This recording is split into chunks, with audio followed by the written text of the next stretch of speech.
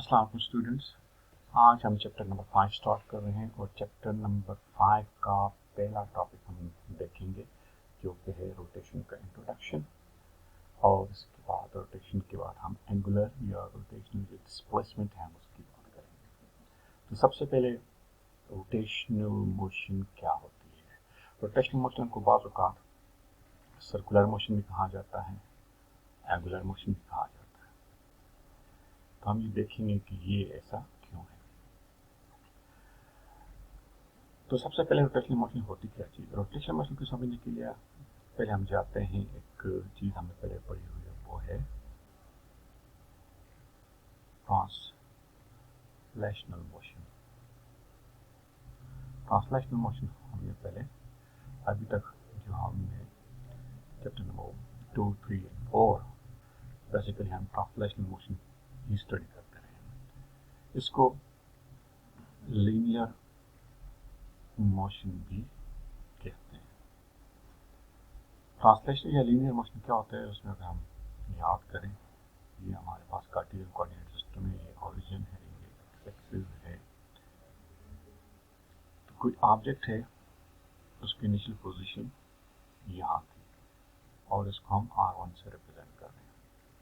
कुछ देर बाद वो यहाँ से अपनी पोजीशन बदल के दूसरी पोजीशन पर चला जाता है और अब उसकी जो पोजीशन है वो R प्राइम के साथ रिप्रेजेंट हो रही है। इस तरह की मोशन जो स्ट्रेट लाइन के अलांग भी हो सकती है, जो कर्व पाथ के अलांग भी हो सकती है, जो किसी भी शेप के पाथ की हो सकती है, जिसमें ऑब्जेक्ट एक जगह छोड़कर टोटली दूसरी जगह पे चला जाए, तो ये ट्रांसलेशनल मोशन कहलाती है। ट्रांसलेशनल मोशन आप वैसे भी समझ सकते हैं। ट्रांसलेशन लफ्ज अगर आप ज़हन नशीन करें, ट्रांसलेशन से हम इंग्लिश में क्या मुराद करते होते हैं कि translate from English into Urdu, एक जुबान से दूसरी जुबान में तर्जुमा करना।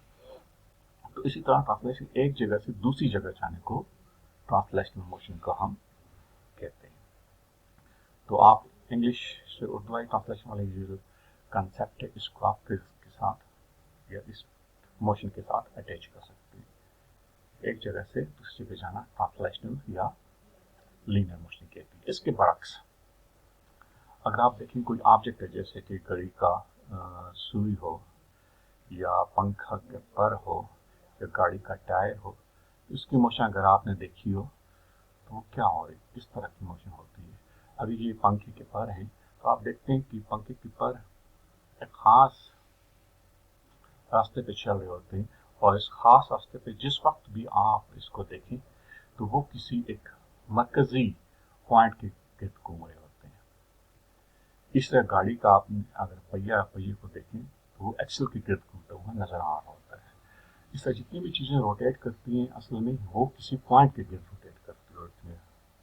ठीक है, इसमें फिक्स पॉइंट जो होता है उसके गिर्द वो रोटेट करती है।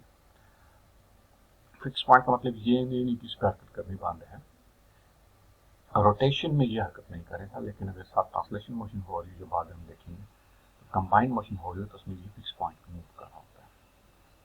तो अगर प्योरली रोटेशनल मोशन हो रही है तो ये एक ऐसा पॉइंट उसमें होता है जो खुद मूव नहीं कर रहा होता और ऑब्जेक्ट जो होता है या बॉडी जो होती है उस पॉइंट के गिर्द रोटेट कर रही होती है। इसी चीज़ को सामने रखते हुए हम रोटेशनल मोशन की डेफिनेशन देते हैं और इसे लिखते हैं। ये हमारी डेफिनेशन है, such a motion in which object moves around fix point. जैसा आप मूव अराउंड भी कह सकते हैं, सर्कुलेट अराउंड कह सकते हैं, ऑर्बिट अराउंड कह सकते हैं, रिवॉल्व अराउंड फिक्स पॉइंट कह सकते हैं। ये जो फिक्स पॉइंट होता है ये हमारे लिए बहुत अहम है। किसी भी रोटेशनल मोशन की जब बात होगी तो आपने सबसे पहले जो चीज़ देखनी है कि ये किस पॉइंट के गिर्द रोटेट कर रहा है। तो ये फिक्स पॉइंट सबसे पहले आपने अंडरस्टैंड करने की कोशिश करनी है। कोई भी चीज़ आप रोटेट करते देखें, पहला आपका ऑब्जेक्टिव क्या है कि किस पॉइंट के गिर्द रोटेट कर रही है, उसे ऑब्जर्व करें, उसे नोट करें। ये जो पॉइंट होता है इसको आमतौर पर सेंटर ऑफ रोटेशन भी कहते हैं। राइटिंग अभी अच्छी नहीं है तो कोशिश करेंगे बेहतर हो जाए। तो सेंटर ऑफ रोटेशन के लिए हमने सबसे पहले आइडेंटिफाई करना चाहिए।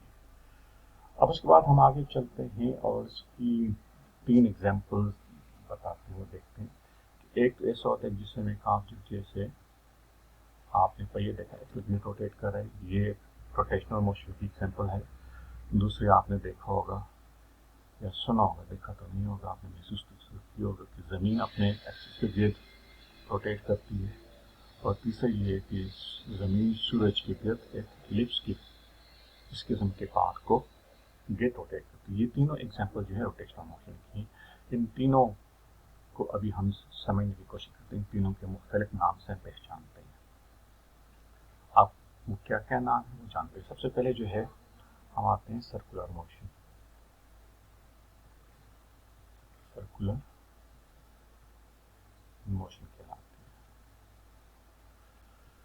तो जब ऑब्जेक्ट का फासला, मिसाल के तौर पर ये कोई ऑब्जेक्ट है, ये घूम रहा है, इस डायरेक्शन में घूम रहा है, इस पॉइंट के गिर्द घूम रहा है। इस पॉइंट से जो इसका सेंटर ऑफ रोटेशन, इसका फासला r, जिसे हम रेडियस कहते हैं।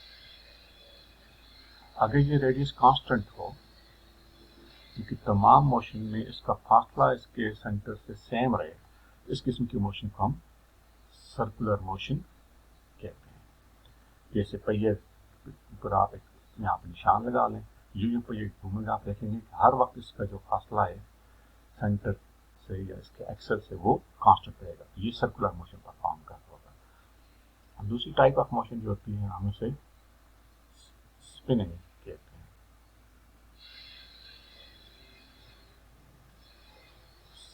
Spinning motion.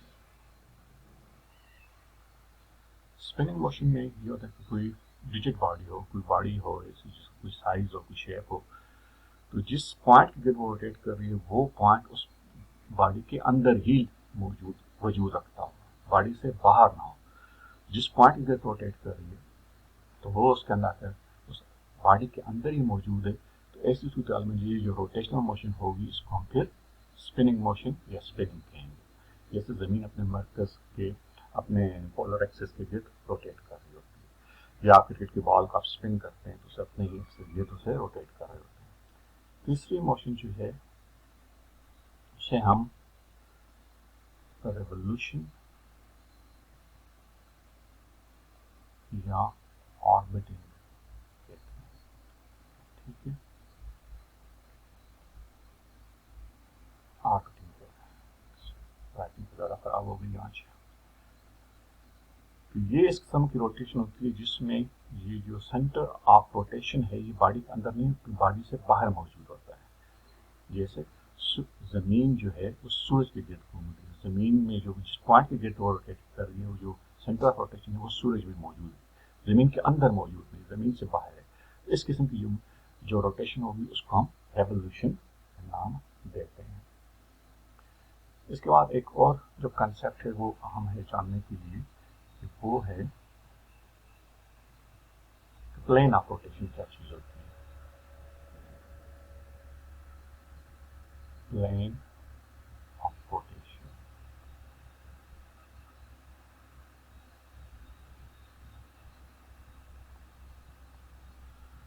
Plane of rotation की हम बात करें तो प्लेन ऑफ रोटेशन के ऑब्जेक्ट जिस प्लेन में रोटेट कर रहा हो, जो पॉइंट है, जो ऑब्जेक्ट वो जिस प्लेन में रोटेट कर रहा हो, वो प्लेन उसका प्लेन ऑफ रोटेशन कहलाएगा।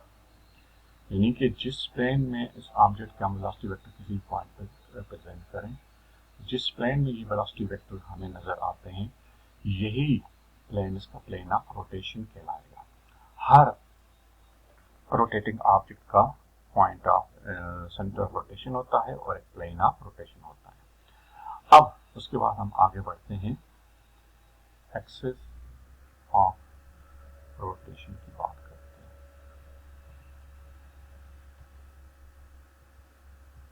एक्सिस ऑफ रोटेशन एक ऐसा फर्जी खत जो सेंटर ऑफ रोटेशन से गुजरता हो और इस प्लेन ऑफ रोटेशन के परपेंडिकुलर है।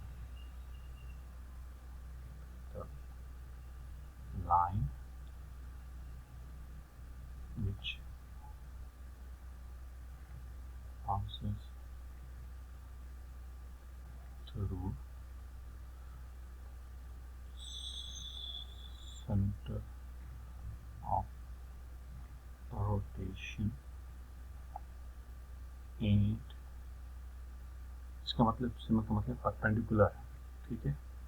एंड इस परपेंडिकुलर बल्कि मैं लिख लेता हूँ ताकि कंफ्यूजन ना हो जाए। एंड इज परपेंडिकुलर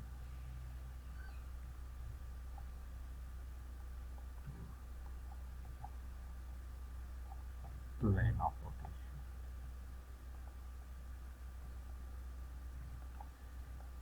ऐसी जो लाइन होती है इसको हम एक्सिस ऑफ रोटेशन कहते हैं। तो हमें ऐसा महसूस होता है कि बॉडी उस एक्सिस ऑफ रोटेशन के गिर्द रोटेट कर रही होती है। अब नेक्स्ट स्टेप है, हम देखते हैं कि ये जो तीन जो तरह की मोशंस हैं, ये इनको हम स्टडी करते हैं कि इनमें फ़र्क एक तो हमने बता दिया, इसको थोड़ा सा डिटेल्स के साथ देखते हैं। इन टर्म ऑफ हमें दो पैरामीटर देखेंगे। अब ऐसी मोशन, ऐसी रोटेशनल मोशन जिसमें आर फिक्स हो, ठीक है, और मोशन सेंटर ऑफ रोटेशन की गिर्द हो रही हो, तो ये सर्कुलर मोशन कहलाएगी। और अगर आर फिक्स ना हो, आर इज नॉट फिक्स, और लेकिन ये सेंटर ऑफ रोटेशन की गिर्द हो रही हो, तो इस किस्म की मोशन को हम कहेंगे, या तो हम कहेंगे स्पिनिंग मोशन है, या ऑर्बिटिंग है, या रेवोल्यूशन है, ठीक है। तो इस तरह हम देख सकते हैं कि सर्कुलर मोशन में या स्पिनिंग मोशन में या रिवॉल्विंग में या रेवोल्यूशन में क्या फर्क है। हम इसे इस रेडियस की टर्म में भी देख सकते हैं। इसके बाद हम आगे बढ़ते हैं थोड़ा सा, और जैसा कि हमने पहले देखा था कि जब भी हम किसी चीज़ की मोशन को स्टडी करते हैं, ट्रांसलेशन मोशन को, तो उसको डिस्क्राइब करना पड़ता है, और डिस्क्रिप्शन के लिए, मैथमेटिक्स के लिए, उसकी फिजिक्स के फार्मूले बनाने के लिए हम इसको डिस्क्रिप्शन के लिए कोऑर्डिनेट सिस्टम की जरूरत पड़ती है। तो उसमें ट्रांसलेशन मोशन में हमने देखा था कि हम मोस्टली कार्टेशियन कोऑर्डिनेट सिस्टम को यूज करके मोशन को रिप्रेजेंट करते हैं। और सर्कुलर मोशन के लिए या रोटेशनल मोशन के लिए हमें एक डिफरेंट किस्म की कोऑर्डिनेट सिस्टम की जरूरत पड़ती है, जिसे हम कहते हैं पोलर कोऑर्डिनेट